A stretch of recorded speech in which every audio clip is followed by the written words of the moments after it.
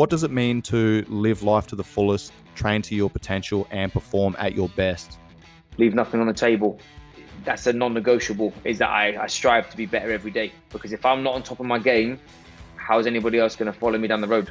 Keep demanding more of yourself to live up to that potential and to stay hungry. Training is progress. You know, when I look at the word training, I think of steps, baby steps to get somewhere that you want to be. And that is basically your life journey. It's a mindset in itself, man. It's like, it's not just about, I know that for you, a lot of that's about the physical, but we're constantly in training, whether it's growing our skill sets, whether it's growing our physical bodies, whether it's growing our relationships, whatever. And all of that's a training ground. And that kind of goes back to the mindset that we just talked about. You underestimate yourself and you don't even start. But then once you start, you often surpass what you thought you could do. Perform at your best, mate. That's sort of what life is all about. You know, want to have the knowledge, want to have the fitness, the health, the ambition and drive that no matter what comes along, when that next phone call comes, I can just say yes. I don't have to worry. Just go and do it. Yo, what is up, guys? Welcome back to the Live, Train, Perform podcast. I'm your host, Sean Kober, and joining me today is five-time strength and conditioning coach of the year, Phil Daru. Mate, you're an absolute inspiration to me and a number of my colleagues. You're blazing a trail ahead of myself and, you know, some of the coaches that I'm working with, some of the people that I'm around. We look up to someone like you as, you know, a trailblazer that is setting the pace and doing what we essentially want to be doing. So, mate, first of all, welcome to the podcast. Can you give my audience a quick introduction to yourself? Yeah. Well, first of all, thanks for having me. Again, we had to do this one over, but finally got it to make it happen. So you want the long or the short version? Up to you, man. I'm happy to go for the long version. We can kind of jump in and pull some pieces out for the audience as well if you want. Yeah. So I've been in martial arts since I was a young kid. I did Kempo karate as a kid, and then from there, kind of wanted to pursue sports in all different directions. So whether it be baseball, basketball, football, and then I took a liking to American football. So started playing that at about 7, 8 years old, and then working my way up. And I've always was intrigued with building my body and building my performance, right? Whether it be speed training, strength training, hypertrophy training, so on and so forth. So when I got to about 13, 14 years old, my grandfather actually took me to a Gold's Gym. And my grandfather was 72 years old, and he started getting into it really bad. Once he had a stroke, and ended up actually getting over the stroke and started going to the gym a lot. And so I saw him go, and this guy, after the stroke, was able to bench press 225 pounds for reps. That so probably would have just changed his quality of life, getting into the gym and building his strength, mobility. Yeah, man. Yeah, absolutely. Changed his whole life, man. So he started eating better, taking supplements, things like that. So he got me in the gym, and then just so happened that my mother was actually, she was a firefighter. So one of the first female firefighters in our area.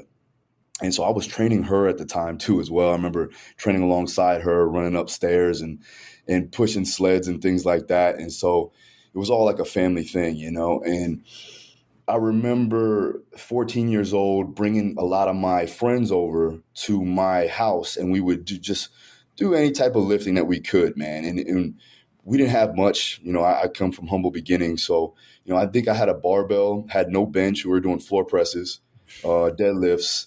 We were putting the bar on our backs or putting the bar in a front rack position, doing front squats and back squats.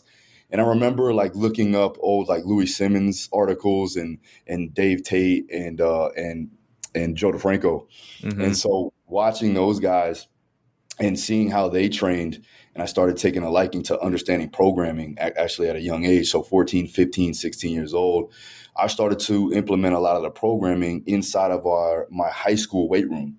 So the high school football coach used to let me kind of take over some of the workouts, which was cool. That's sick, man. At a young age as well. Yeah. And this kid knows what he's doing. Yeah. I've been lifting at that particular time for 3 years.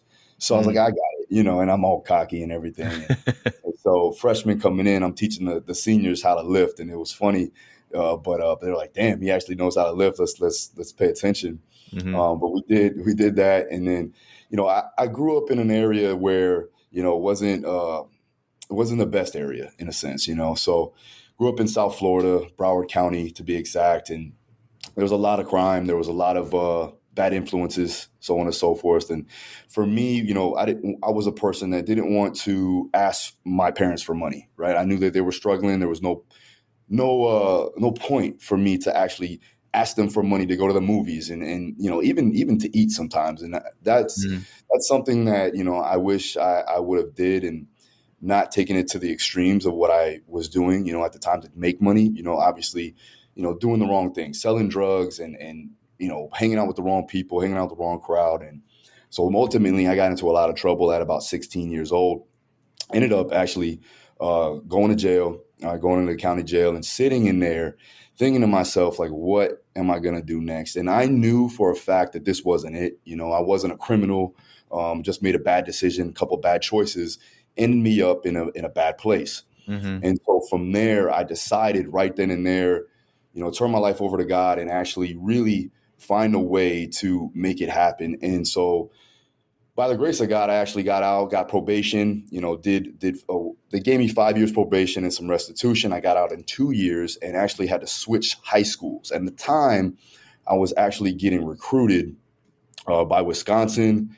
I think it was NSU. So it was NSU, Wisconsin, and Clemson, and also Rutgers. And by the time I got out of that and got, back into probation, switched schools, all the colleges dropped me. So from there, what were you getting recruited for? I was playing college. I was playing football. So I was Yep.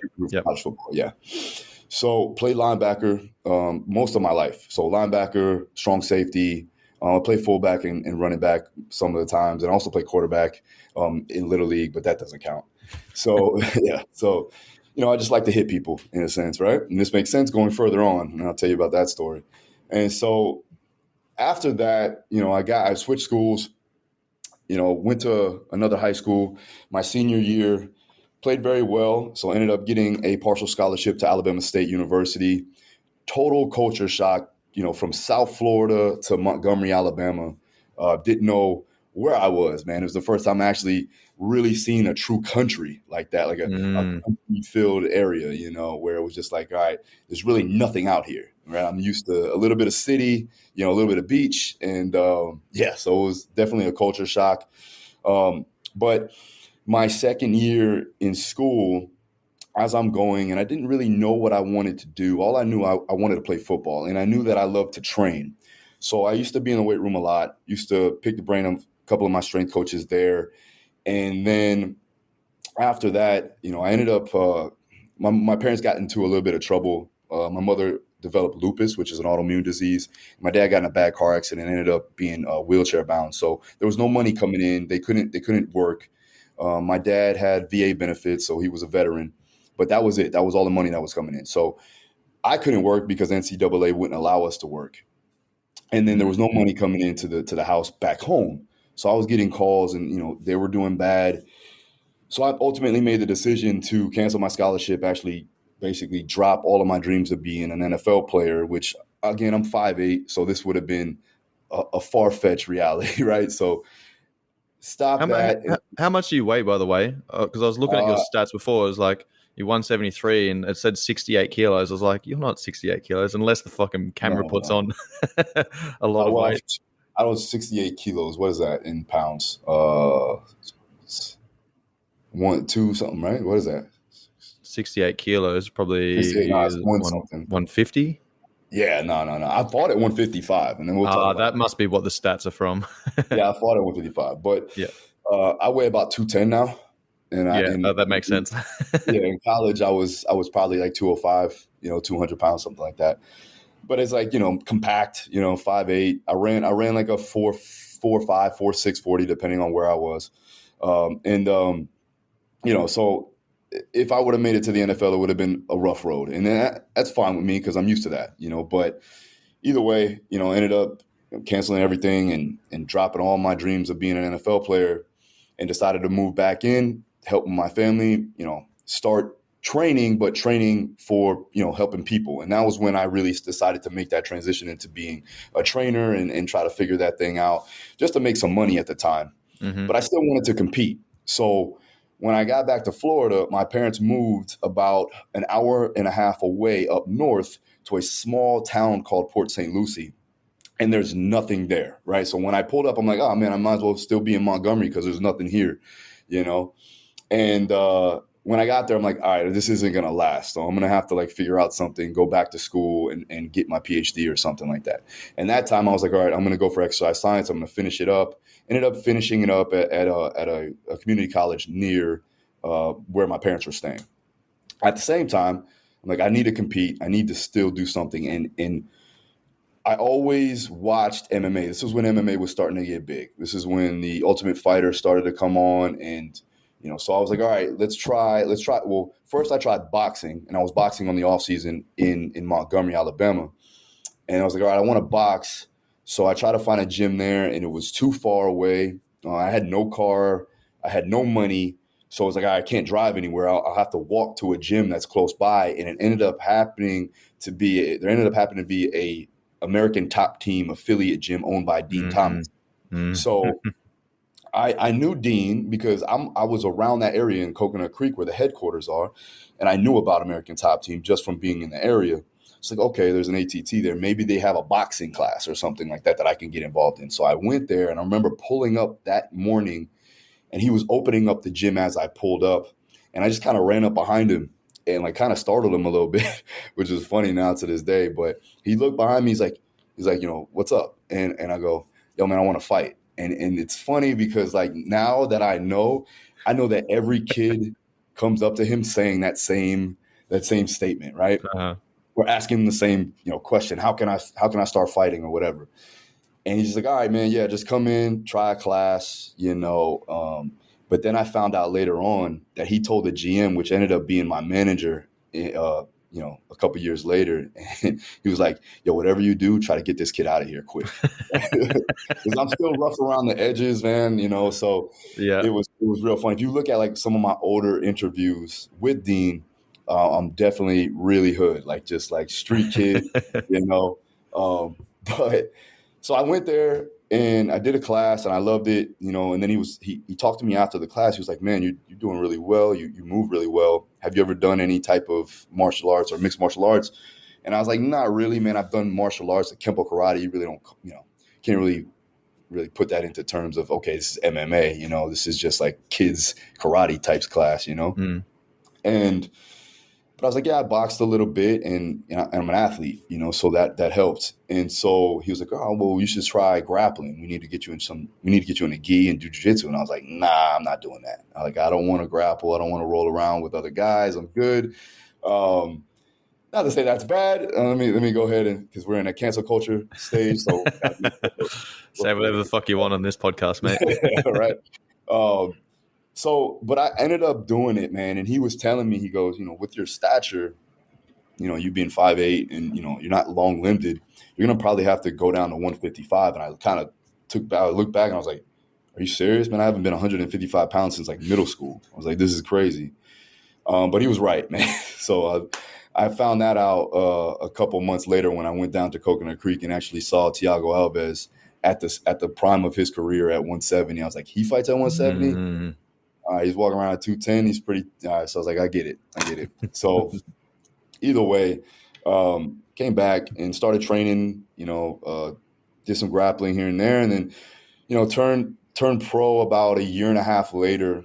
And that was when, things started picking up for me in the training world, right? I was starting to coach a lot more too as well.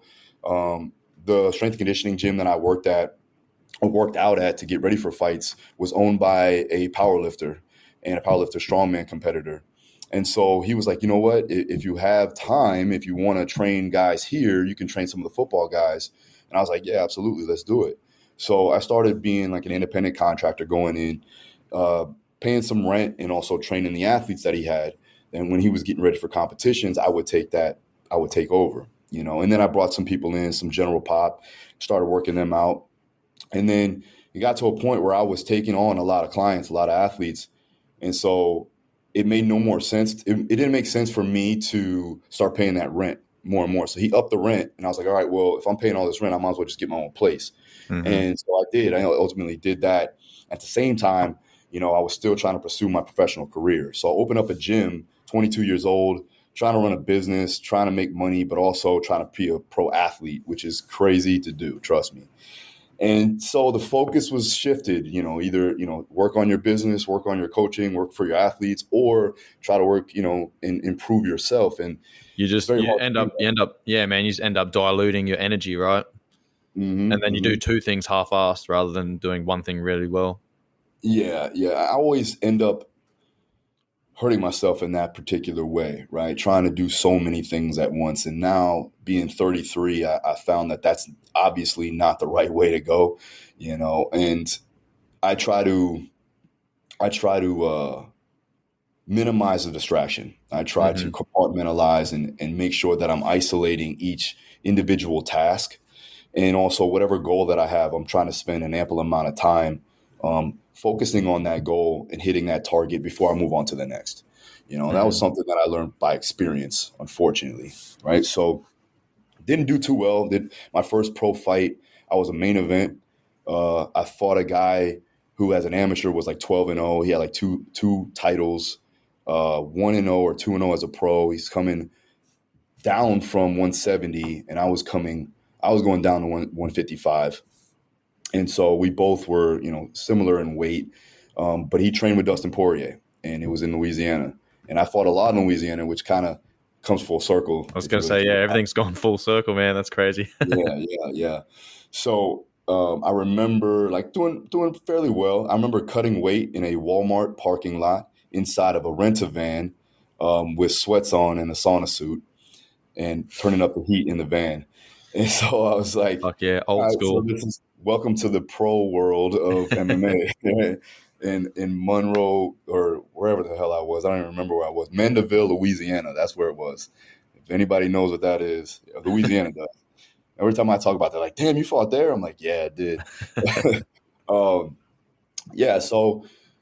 the problem was the focus wasn't there, though, particularly. I still had the gym back home. I had about 20 to 30 members right now. Started real small, 800 square foot gym. I had boot camps going on, and then I had my athletes, and then I was also training my teammates too as well. So with that, and all the stress of trying to train multiple times throughout the day, not just the week, it definitely threw me in so many different directions, right? And lost the fight, got submitted by an armbar, just not focused, not really paying attention to. I didn't even watch film on the guy.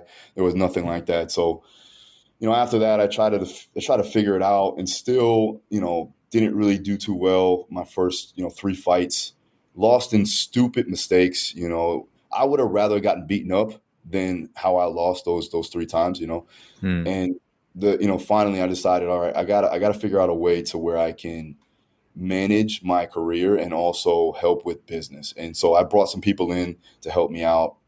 This is when now we expanded the gym. So now I went from 800 square feet to about 1,900 square feet and went from, 20, 30 members to about 120 members. So we've grown tremendously. And this is in like a 6-month span. Wow. And so I was in a small area in Port St. Lucie where I was probably one of the first gyms that was owned by a fighter that did fighting type movements, but also trained general pop. So they loved it, right? It was a good niche, and people were getting in shape, and this was around 2012, 2013. And so I finally got some help, and then, was able to focus, bring a cage into the gym and also train, because I couldn't train at Dean's gym and then try to, train at my own gym at the same time and go back and forth. I was like, forget it, man. I'm just going to go ahead and bring people here, and I can train while I'm just getting finished with a lot of my clients. So I ended up training at like 11 o'clock at night most of the times, and, getting maybe 4 to 5 hours sleep. But the good thing was I was focused on the fight. So it ended up going well, and was trying to make a climb back. And I was probably 24, 25 years old at this time. And I remember 2 weeks out from the fight that I was going to have, I got head kicked on accident. It was just a drill. And one of my training partners was doing like a spinning back kick, and I kind of just slipped it a little bit, and it came down on the back of my head, and I was out for a little bit, not out, but I was concussed for sure, a little bit rocked. And I finished the training session, nothing major. I was like, all right, it's another, everybody gets rocked in training or at some point in time when you're doing this sport, right? But it didn't come back. So I had concussion syndromes. I had, obviously the light bothered me. I was nauseous, room spinning, things like that, short-term memory loss, all that. And I was like, all right, well, I had a decision to make. One, I had to cancel the fight. So that was out. And then it just didn't get better. And that scared me because I've had concussions since I was 7 years old, right, playing football. So there was an accumulation of brain damage or trauma to the brain over, now you're looking at, 10, 15 years. So I went to the neurologist, and they ran some tests. And they were like, basically, if you don't stop, right now, by the time you're 50, you're going to have Alzheimer's easily, So I was like, all right. And my son was about to be born. My business was thriving. My MMA career wasn't great, again, focus issues, but I was climbing back up. And this is something that I put diligent effort in and time in each and every day now for about 6 or 7 years. So it was hard. And I called Dean and I said, man, what do you think we should do? And he goes, man, if it was something like your knee or even your back or something like that, we could work around it. But he's like, yo, it's your brain, man. You can't really mess with that.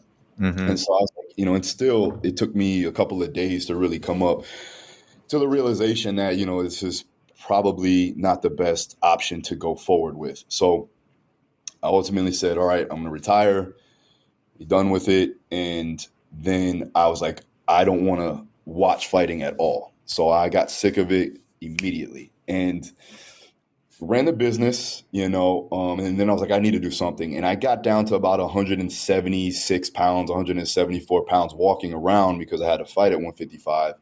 Lost a lot of muscle mass. I was fast. I was in good condition, but I wasn't as strong as I wanted to be, And so I'm used to being a strength athlete. I'm used to being a power athlete. So I was like, all right, how can I get my body weight back up and actually compete in something? And I was like, I got it. I'm going to bodybuild. So I actually did a bodybuilding competition, which was crazy now, but it was good because it got me to understand how to properly volumize and put the nutrition in order and also put together a program that's appropriate for hypertrophy. Yeah, man, to manipulate the acute variables, right? Like it's so nuanced with bodybuilding, and that's what bodybuilders are so good at, man. Like they're good at managing intensity, they're good at managing volume, they're good at managing all those minor variables that, allow progressive overload over extended periods of time, man. Yeah, that's something we'll talk about, man. I want to discuss, like, obviously I'll let you continue with the story and, all of the different sports that you played and competed in, through your journey. But one thing I want to talk about is the lessons that you took from each one of those sports. Yeah, this is why it becomes vital, putting myself in those particular sports, bodybuilding, and then moving on to powerlifting and then strongman, and then putting it all together, and then taking stuff that I learned from football and taking stuff that I learned from other aspects of sport and putting it all together and packaging it in the right ways for my athletes. And that could be for any combat sport, because mostly I'm working with combat athletes, but also for general pop. We're learning nutrition and learning understanding of like metabolism and learning, proper means of biomechanics and physiology. And so all that stuff comes into play when we're trying to increase or progress a person, right? I work with celebrities now where they're all over the place, right? So I have to manage fatigue. I have to manage stress. So cortisol is obviously up and down. We want to make sure that we're looking at those particular markers, whether that's lab testing, seeing their cortisol, like a Dutch test would be great for that. And then also understanding the process from a programming perspective that allows them to still do what they need to do, right, as far as work goes, but also get the progress going from an aesthetic standpoint and from a health standpoint. But yeah, so I guess going on from there, I ended up, all right, this is it. I'm not going to go ahead and do anything MMA based. And then I got sick of that. and started doing powerlifting. Strength training was good. It actually showed me how to do the main lifts appropriately, right? Whereas like before, it's like, yeah, I know how to squat, kind of. I know how to deadlift, from an athlete standpoint. But when I started powerlifting with a couple of my guys that are true powerlifters that's been in the sport for 10 plus years, they were like, yeah, you suck at squatting. And I was like, what? So my squat went up 100 pounds, no lie, with just fixing technique and understanding bracing, so rooting and understanding bracing. And so with that being in mind, I was like, all right, now I can put that into place when I go ahead and coach. Let's just pause there for a second, man. Like, how much did you need to put your ego aside to learn that? Because, that was, people ask me all the time. They're like, if you could go back and talk to your 15-year-old self or your 20-year-old self, like, what's one piece of advice that you can give? And someone said to me once, like, leave your ego at the door and perfect technique. And that's always stuck with me, man. That's something that I push on to my clients and athletes as well. Absolutely. Yeah.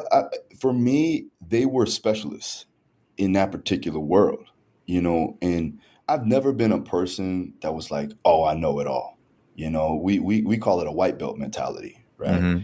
So I've never been that person, especially if that's all what they do, right? I bring in guys that are very well known and versed in sprinting mechanics because I haven't been working that, right? And working with athletes that don't sprint, well, then I'm going to bring a guy in, but it makes sense, right? Understanding gait, understanding acceleration, force into the ground.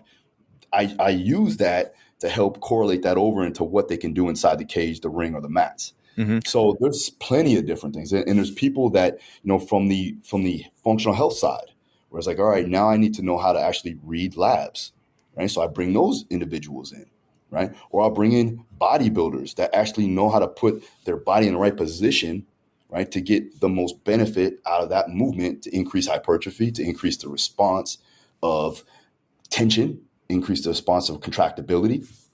And so you bring in these people, and the great thing is now is I can network with those individuals, right, on a constant basis. And so I get these specialists and I'll bring them in, a guy like Evan Picon, who knows more than anybody that I know about physiology and also about energy system training. When I go, Evan, what is this rate limiting factor? Why are these blood markers reading this particular way? And he's like, well, and then he goes off in his tangent. And I'm like, ease up, man. Let's bring it back a little bit. Break that down for me, bro. Yeah, let's simplify it a little bit more. Got it. All right, so we need that. All right, so then I don't have no problems with that. I bring in guys that are working with me now that are on my team that have masters and PhDs in nutrition, right? So like they're specialists. I have no ego when it comes to that because I want to learn from everybody. And the one thing I've learned that from people that were ahead of me. I know that Louis used to bring guys in from different countries, and he would ask them more questions than they would ask him. Mm. Joe did the same thing. DeFranco does the same thing. He actually sometimes he'll ask me questions, and I'm like, I'm taken back by that, but I understand why, because he's trying to figure out what's the new thing. See what I'm saying? So when you're constantly in the mix, it's always good to stay relevant with the culture, right? I work with Timbaland, who's actually, Timbaland is record producer. He's done everything with everybody, right? But he asks questions to like young kids, and he finds out what's new in the culture because he needs to make sure that he can flow with it. Mm-hmm. So it really just depends on your mindset and how you actually go about understanding the process of learning. And so if you can do that by putting your ego aside and understanding that, then it's good. When it comes down to like slowing the process down and really learning the technique, like if you can't add more shit onto more shit, right? So you have to back up a little bit, increase your abilities as far as from a technical standpoint. That way we can increase the performance after that. So when I took a step back and actually, obviously brought the weight off the bar and started to work on how to fundamentally move this weight the right way. And then I increased my load. And that from that particular way, I increased it tremendously and increased it faster because I actually knew how to move from A to B in the right manner. Mm-hmm. And that was simply just building a solid platform to be able to produce force and then stabilizing all of the joints throughout the kinetic chain to be able to upregulate force production. I mean, it's pretty simple, right? Now, something you talked about. Sounds like, but some people, they take it into other realms of like, all right, I got to do this, and this. It's really simple when you break it down. Yeah, 100%, man. And like, I love what you were talking about before about sprinting, because I come from a rugby background. I come from a military background, and I've only been in the combat sports world for a couple of years. And I've been lucky enough to, be working out of Tiger Muay Thai in Thailand. And, I've worked with Peter Yan since he made his UFC debut. And that's because I coached a class and he came up to me. He's like, "Coach, I want to work with you." I had no fucking idea what I was doing with combat sports athletes, right? But I started working with him prior to his debut. And, now I'm working with a number of high-level guys. But that was a massive investment from the start. And I was training a lot of guys for free because, I didn't know anything about combat sports and I was new to the world. I knew strength and conditioning, but I had to take that knowledge, I had to take those skills, and I had to then apply that to a new sport. I mean, as a strength and conditioning coach, I need to be able to work with any athlete, right? But then I need to look at the nuances. I need to look at the specifics and, program for specific adaptation to imposed demands. And, that was a massive investment for me, man. And, once you put that time, energy, effort into doing those things, like, the results speak for themselves. You build the programs, you build the systems, you build the frameworks, and then you tweak and adjust. And something that I've been doing for years and years is taking, the team sports components and applying that to an individual sport athlete. About building a culture, having the right people in the right positions, working together. And this is something we'll touch on in a moment. But, I took a lot of skills that I learned from my military career and my rugby background, training, rugby athletes, hockey athletes, etc., and then applying them to fighters. And people would be like, "Why the fuck do you have this person sprinting? Why the fuck do you have this person doing like speed, agility, acceleration, change of direction, center of gravity management, blah, blah, blah, blah?" And I'm like, well, they need to be able to produce force. They need to be able to absorb force. They need to be able to redirect force. It's all about force production, force absorption, force redirection. If I can get someone to organize their body in a manner that's going to be able to produce the most amount of force possible as fast as possible with the least amount of movement, whilst maintaining stability, structure, alignment, blah, blah, blah. Like, they're going to be so much more efficient with their movement, their force production. They're going to be able to last longer. And then we throw on top of that some energy system conditioning. And we take those skills that we're learning in the strength and conditioning environment, and we then start applying them into their skill-based work. Now we've got a better athlete, and better athletes are going to make better fighters, generally speaking. What was your background in the military? I was a sniper. I did 6 years in the Australian Army as an infantry soldier, and then specialized and became a sniper. So that's actually something I've spoken about recently with a couple of fighters I've been working with. I did a postural assessment with my sponsored fighters at Tiger Muay Thai a couple of days ago, and I got them pull their shirt off, and I'm like, "All right, have you had any issues here? You had any injuries? Had any injuries here? Blah blah blah." I'm like, "Contract this muscle for me. Contract this muscle for me." And they're like, "What are you talking about? I can't." And I'm like, "I can see that you've got imbalances because, of how your body has adjusted. Like, your left trap is bigger than your right trap, which is then elevating, protracting your scapula. You're probably going to have some issues with your shoulder, your glenohumeral joint. Yeah, I kind of get a little bit locked up when I go into these positions. All right, sweet. Let's go through some drills so we can start down regulating that and look at the muscles that are maybe, need to pull the scapula down and back. All right, what about this? Boom, boom, boom, boom." And then we just paint a picture, man. And like, I'm showing these guys this postural assessment, and they're seeing it on each other, and they're like, "Oh, fuck, that makes so much sense." Yeah. And that helps with buy-in, right?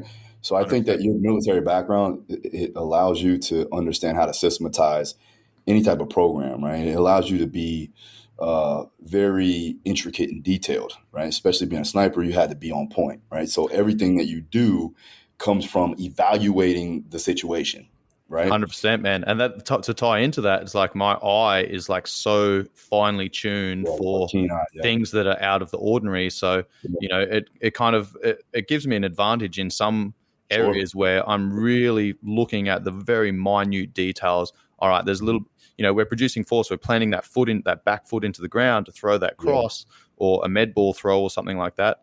But I can see that we're leaking energy. Our balance is off. Our timing's off. Our coordination's a little bit off, which means our accuracy is a little bit off. All right, how can we tighten that up? All right, what we've just done here, I want you to carry that over to your skills-based training, see if you can apply that in that chaotic environment. Let's practice. Let's build the skills in this controlled environment, and then see if you can then take those skills and apply them in an uncontrolled environment. Yep.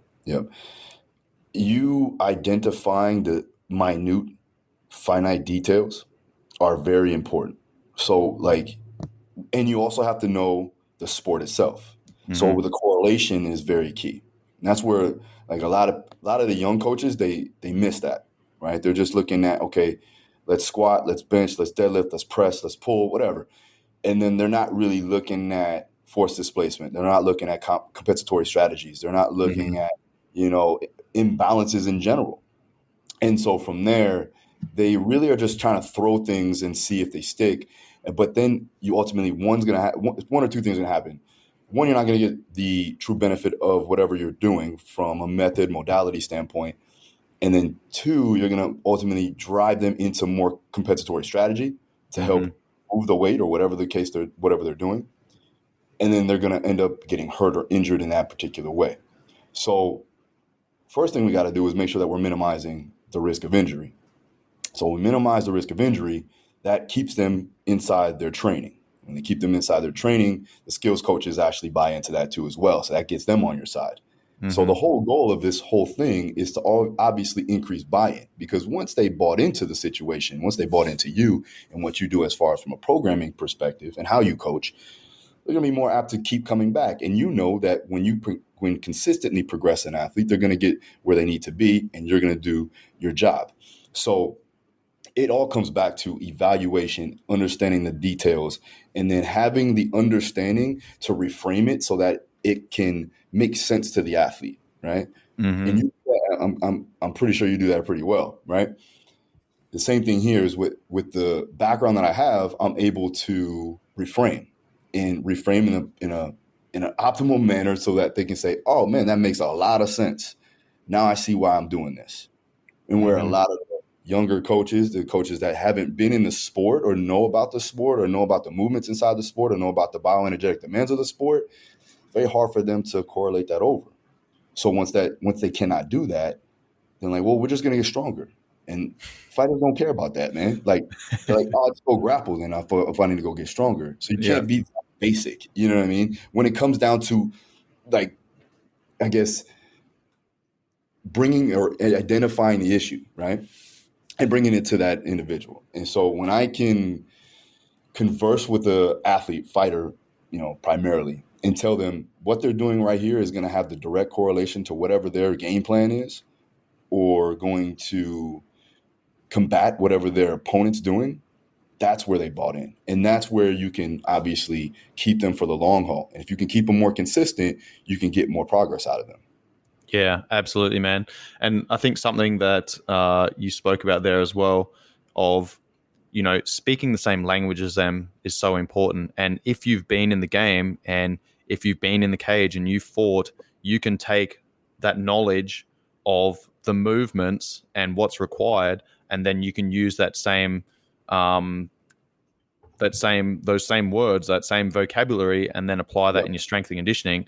And this is something that I'm going through at the moment, man. Again, I went through, I come from a rugby background, a military background, but, this year I'm really, over the last year and a half, I've started doing jiu-jitsu.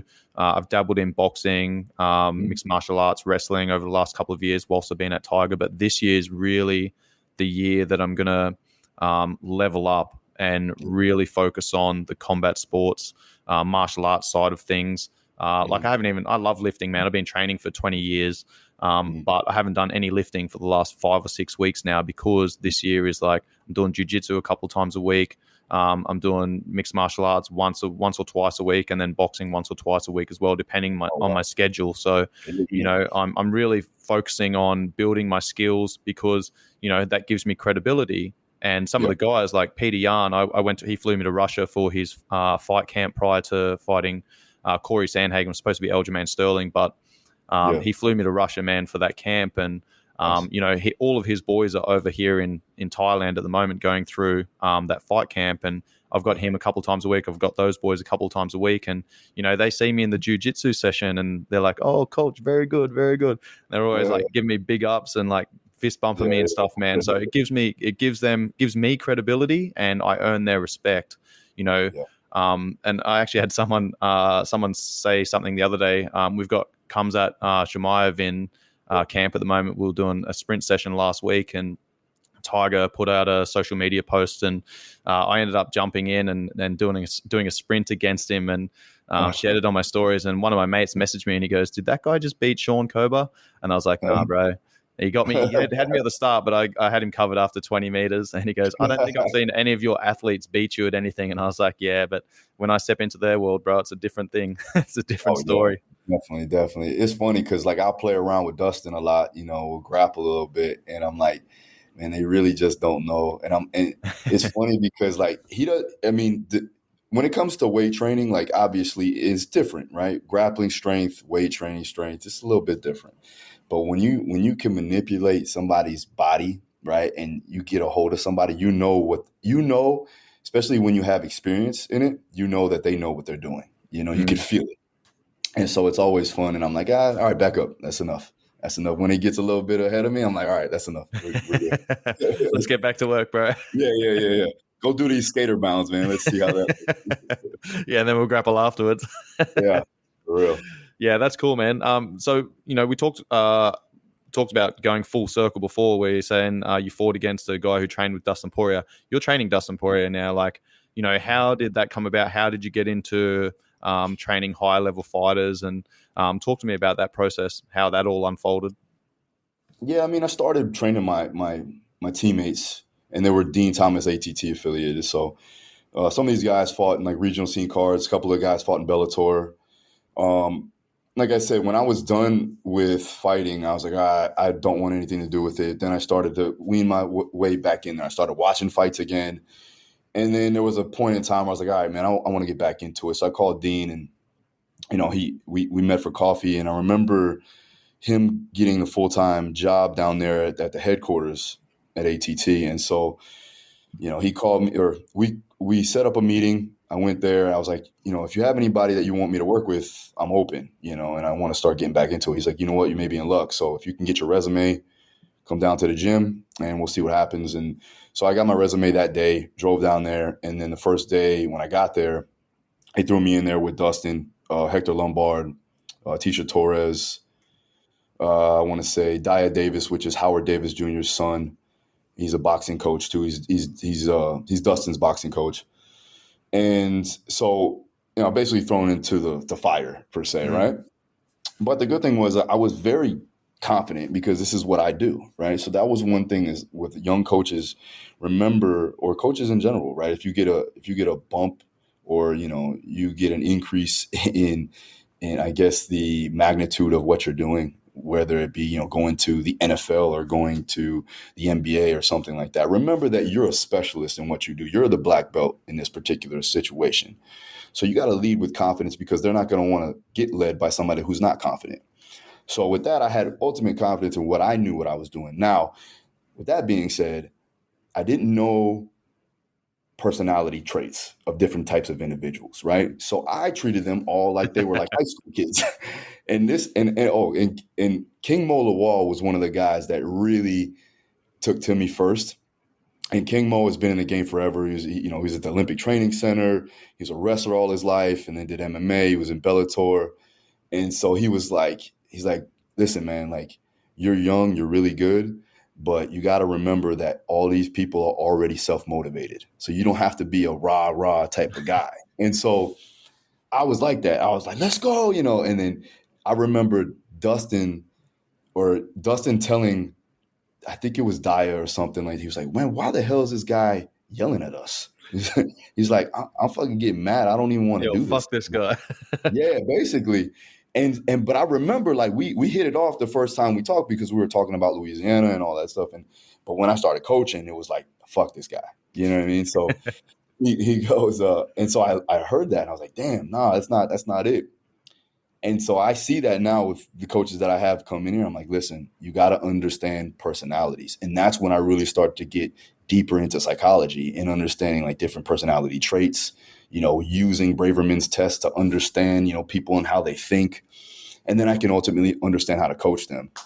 And so, yeah, so that's how it started. And then I ended up being there for about 5 years. Then from there, I was like, you know what, it kind of got to a point where I was training a lot of guys and I was getting run down. I was not liking the situation. And we're talking 60 plus fighters a week, and with that, I had grown the brand, started the YouTube channels, Instagram was blowing up. I did programs online. I still had a gym up north, like a small studio gym that I was doing for one-on-ones and just doing video content.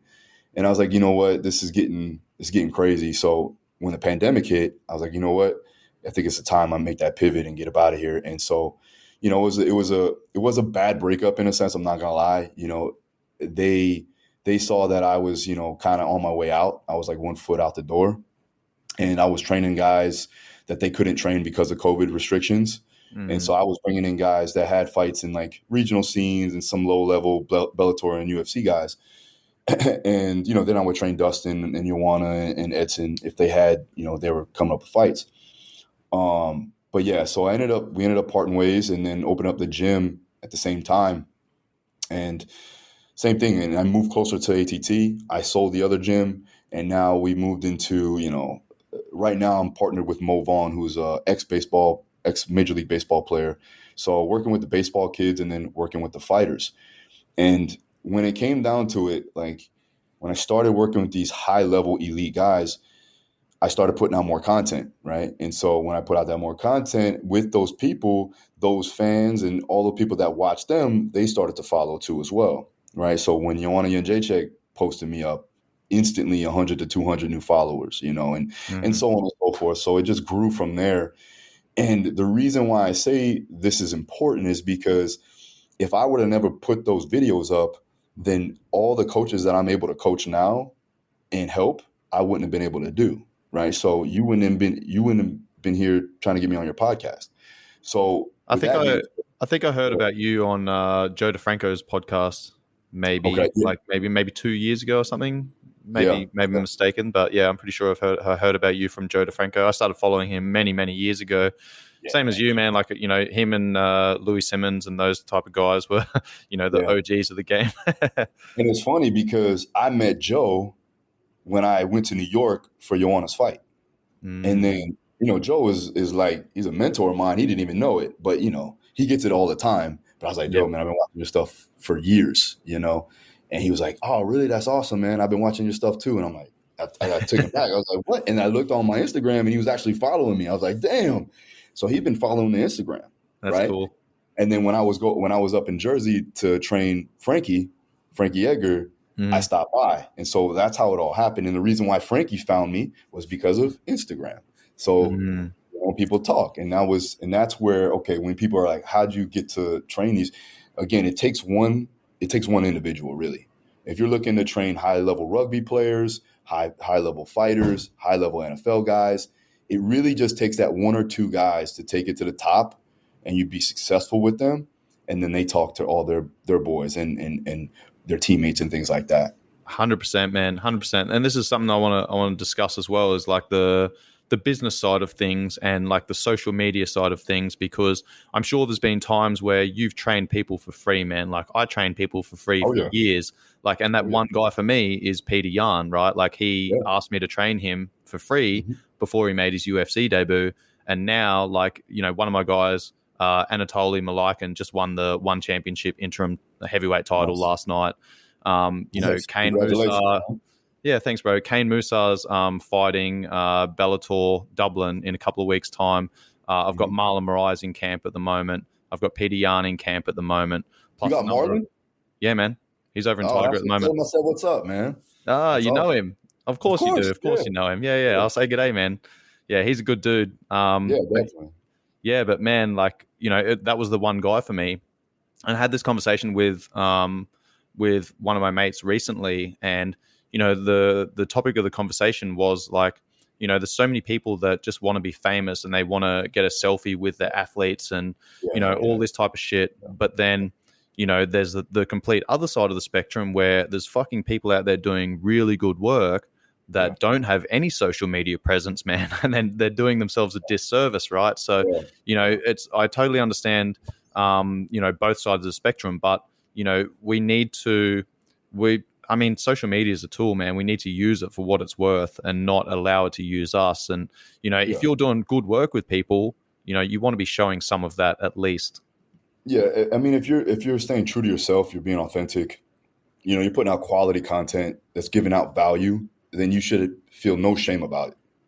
Mm-hmm. That's what I was saying. There's a lot of people out there that put out shit content for sure, and then they, it's snake oil salesmen. It's like they're putting out this content that they're showing young kids, and they think that that's the right way to do it. But there are some great, content creators out there, and for that, it's like you got to stop feeling like you're selling out in a sense. And I know a lot of the older coaches. A lot of coaches that come to me now because they saw me on Instagram or Facebook, and they don't want to get on Instagram and Facebook, but they saw me on there. And these are guys that I read their books, right? And these guys, if I were to tell you, I'm not going to tell you who they are, but these are guys that we've all read their books if you are a strength and conditioning coach. And they come here and I'm like, why aren't you doing a podcast? Why aren't you doing articles? And they're like, I don't want to put out my stuff for free. And I go, man, I'm like, that's why you're not going to evolve with the times. And that's why Joe is so relevant still, because he still puts out content. He was doing articles and free stuff for years and years before it was even popular. I listen to his, of course, man. I listen to his podcast all the time, and he's like one of my top podcasts I listen to. Yep. And he talks about when he first put out his NFL Combine preparation on the cassette tape. VHS. Man, I'll tell you this. Joe is such a good guy, man. We did a fitness business conference and a performance conference here at my gym. He did it for free. Yeah. He didn't charge us anything. He came here because he was like, Phil, I just wanna, he was like, basically he just wanted support. And I was like, man, can I do anything for you? Like, let's figure it out. And so, obviously I'm going to help him out in other ways, but that's how great that guy is. And that's what I'm saying is you got to understand the process. And that process is going to be 90% of the stuff that you do are going to be free. But if you do that, 10% is going to give you exponential growth if you do it the right way. But you have to make sure that you're getting people to know, like, and trust you. And you become a level of influence. But you become a level of influence with quality, valued content that's appropriate and authentic. 100%, man. That is a great point. One of the questions that I get coming in from my listeners and followers is, if I want to get started in the strength and conditioning world, how do I do that? Like, what path can I take? What's your recommendations? Man, there's so many, it depends on where their end goal is. They want to work in university, they want to work in a professional setting, they want to work in the private setting or sector. I think that first you need to know a background or a basis of knowledge. So you need to have an understanding of physiology, biomechanics, anatomy, so on and so forth. And now that can take you so many ways. And with that, if you wanted to work in a university setting at this point in time, yes, you're going to need a grad degree. So that's something that, for me, I didn't want to do that. I didn't want to, be there from, 5 a.m. to 10 p.m. and only be there doing the school stuff. And I wanted to reach more people. So, and also I like to not just train one particular sport. I want to train multiple sports. I want to train multiple people. I want to train different types of people because I know me and I get stir crazy, So I want to be able to be, I guess, vary my broader spectrum of people that I work with. And so, yeah. And then from there, it's depending on where you want to go. So if you're looking to open up your own gym, make sure that you have some business sense, right? So take a few classes or at least learn about finance, learn about business administration, learn about marketing, learn about sales. because you're going to need that. And that's something that I did not know going into it, right? At 22 years old, I was putting money in shoe boxes as opposed to having like a full business bank account. Now, I laugh at that now. Luckily, I got it all situated and I'm good with business. But before, didn't even know. And you're going to also have to know about social media marketing. You're going to have to know about networking. Things like that when it comes down to the business side of things. And then when it comes down to training, find out what your niche is, what you want to specialize in, because people that specialize make more money, right? And again, you also have to know your talent, right? What talent has been given to you. And from there, you can take that talent and create growth and create progress and help people in more of a higher magnitude of ways than just being just a general guy kind of doing everything, right? You want to be a master as opposed to just being a jack of all trades. Now, I'm not saying don't have an understanding about all these different things, right? There was a reason why I decided to master, or at least specialize in combat sports, sports performance, because I knew that this was something that I could take to the next level. So whether it be a sport, whether it be, I want to be a nutritional guide guy, I want to be a weight cut guy, I want to be a biomechanics guy, whatever the case, or girl, don't want to, guys and girls, all the coaches here we go. We again. get it, bro. We get canceled again. Shit. No, I love my girl coaches, by the way. They're awesome. But yeah, so specialization is going to be key, because that's what's going to separate yourself from the rest, right? And then from there, it's like getting to know your athletes and getting them to buy in, and then from there, creating a relationship and trust, because that's going to take, you're going to get one person and it gets another and another, and because they like you and they trust you and you've gotten results with them, they're going to go ahead and tell their teammates, tell their family members, tell their friends to come train with you too as well. That goes for not just athletes. That's in every aspect of training, right? Yeah, that's brilliant advice, man. I want to talk about the buy-in process and like how you get your athletes to buy in. I've got a very prominent memory of when Peter Yan was going through his fight camp preparations for Jose Aldo for the vacant bantamweight title.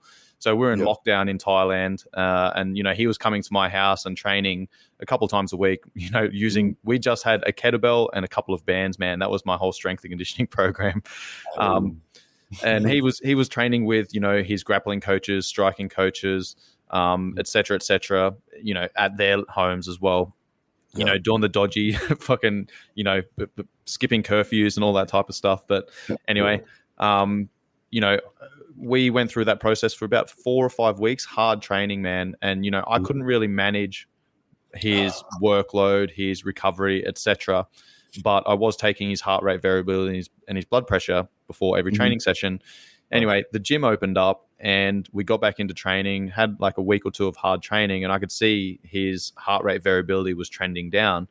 And I said to him, I was like, next week we have a deload. I was like, one session per week. Let's reduce the volume and or the intensity. Let's target a couple of sessions that we're going to get after. He speaks Russian. I speak English. A little bit of miscommunication there.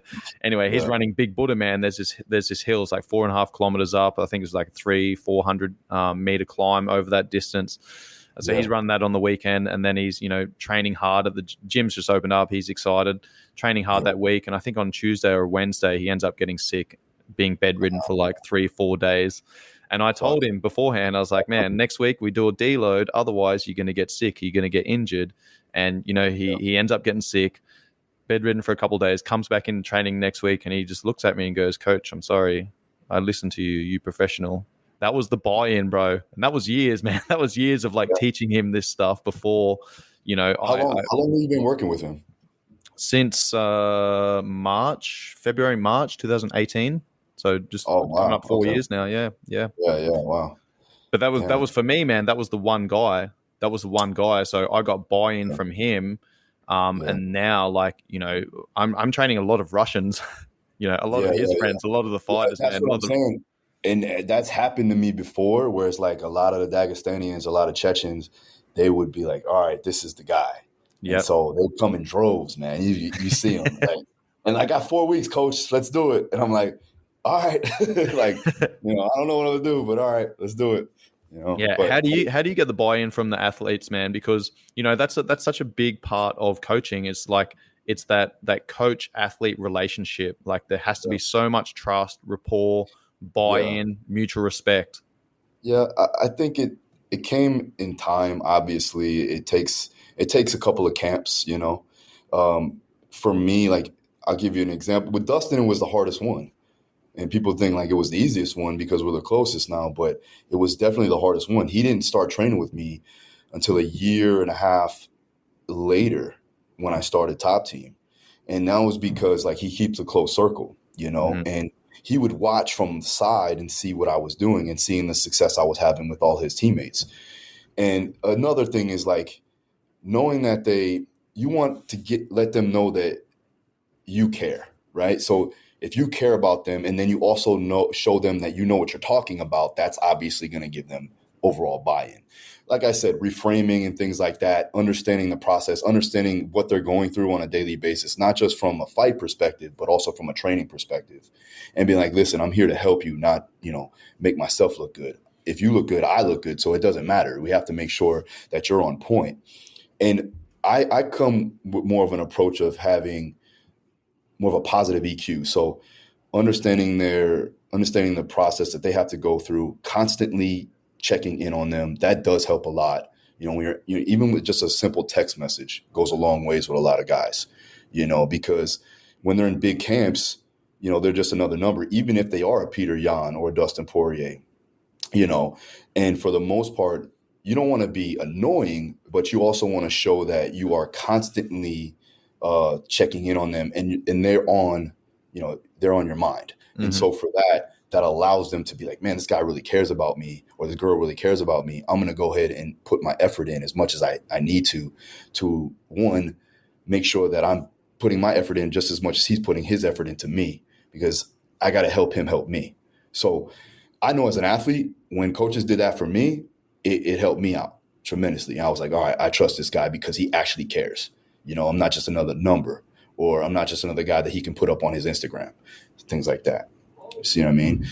And then it's not just about coaching. It's about, you know, other issues that they may have in life, whether it be family issues, right? Helping them out business-wise, you know, giving them an understanding of how they can finance their stuff. And if you have those abilities, if you know those abilities, why don't you give them the tools and the tactics to help them in life, not just in fighting?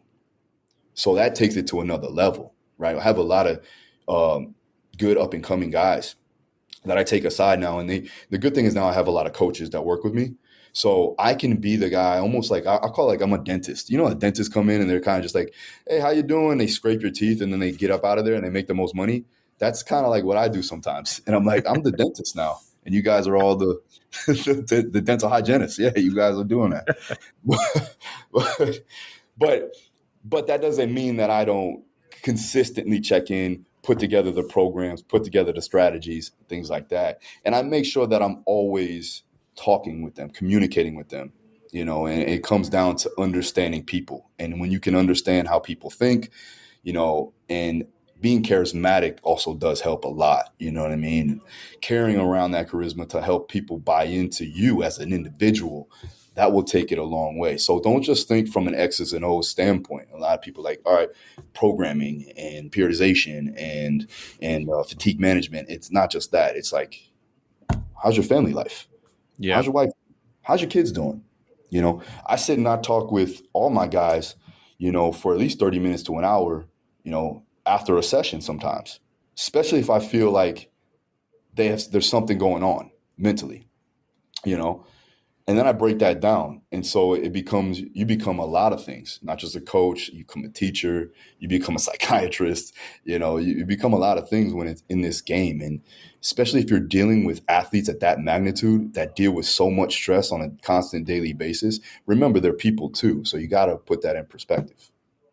Yeah, man, that is a brilliant point. And final one before I let you go. I know you're a busy man. You're hard to get hold of, but I appreciate your time, man. one thing I found was, when I'm in Thailand training out of Tiger Muay Thai, I'm just one coach. I'm one piece of the puzzle. Like, obviously I run the strength and conditioning.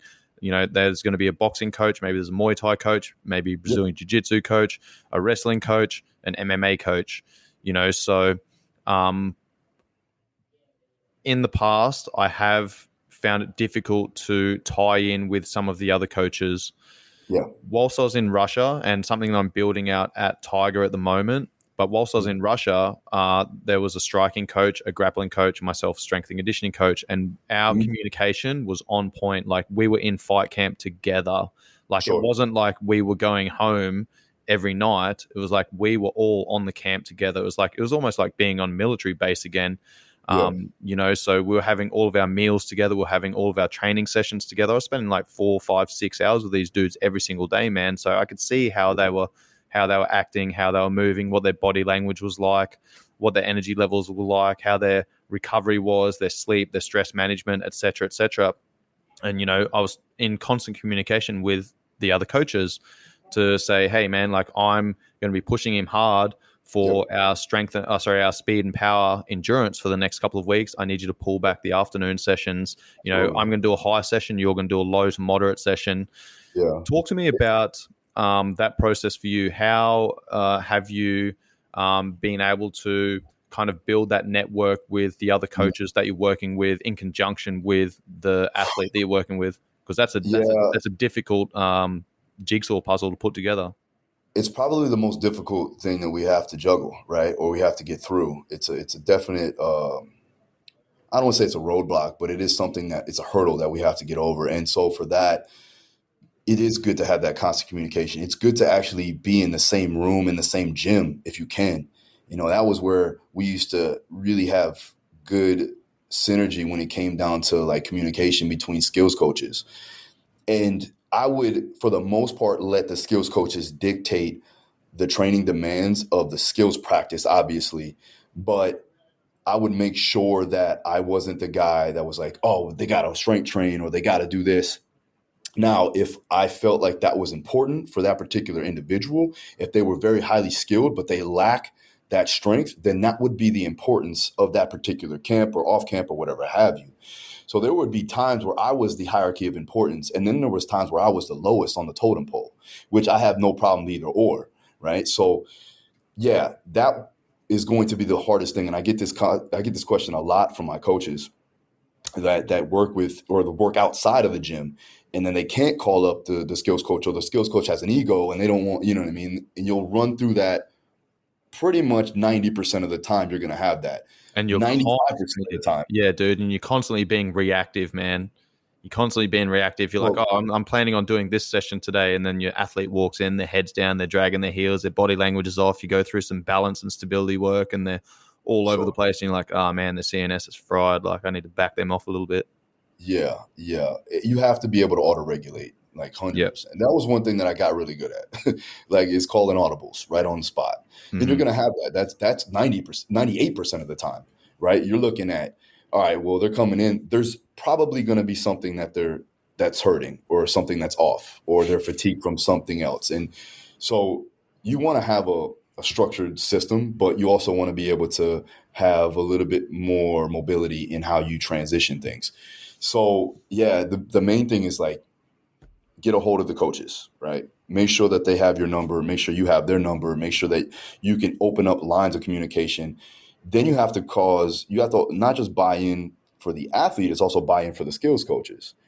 So that comes with making sure that they understand that that this is one small piece of the puzzle, right? And even if you feel very passionate about strength and conditioning, which you should, because that's who you are, just know that they don't feel that way, right?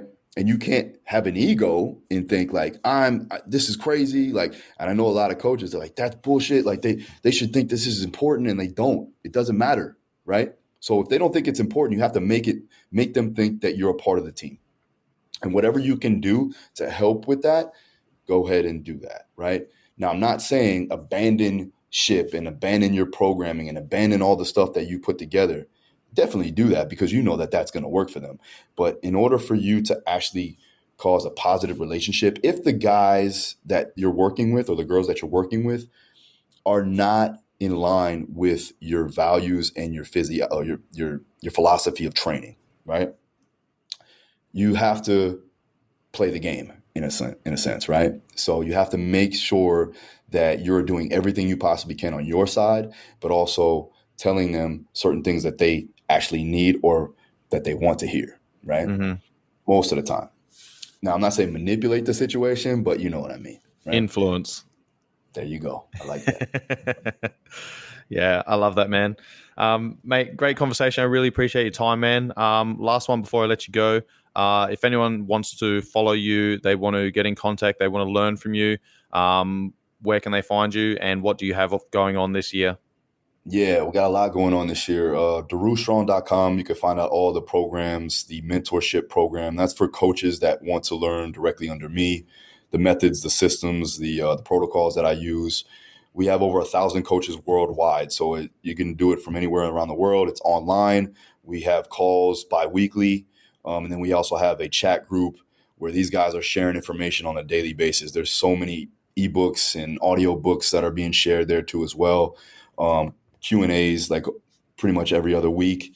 And then all the information that I gathered over my 13 plus years of doing this at the elite level. So that's really something there. We have an online gym where you can do one-on-one coaching, specified programming for yourself. And it's also 50% off right now. So you can get that. And then as far as new stuff coming out, don't really want to put it out too much, but we are coming with a supplement. We're doing pre and post workouts, so I'll make sure you get a batch of that. And then, and also, and I'm looking at my vision board right now. We got the combat sports seminar in my gym in Boca Raton, Florida, in April, and then I am also doing. We got 2 new programs coming out. So we have Body Armor, which is the body weight only program. It's 2.0. So it's the second one I'm coming out with. And that one's really good for the people that can't make it to the gym. So trying to help out as many people as possible in that aspect. And then the podcast, my own podcast, Daru Strong Podcast.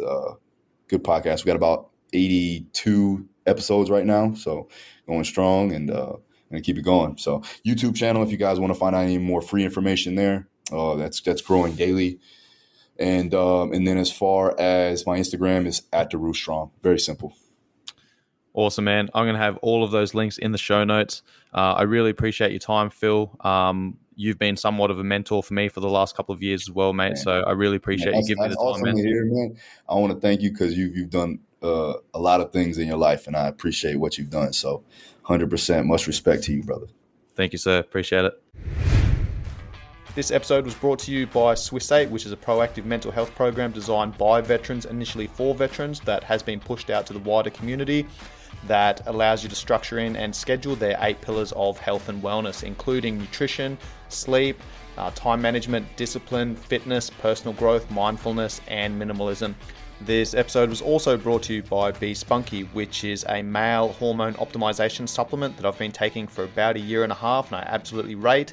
It is a TGA listed nutraceutical, meaning that it's made from all organic produce to help you manage and optimize your stress levels, which in turn increases your ability to improve testosterone production levels naturally. Use the code COBES10 at checkout for your 10% discount. All of those links will be in the show notes. If you got some benefit from this episode, please make sure you pass it off to your friends and family.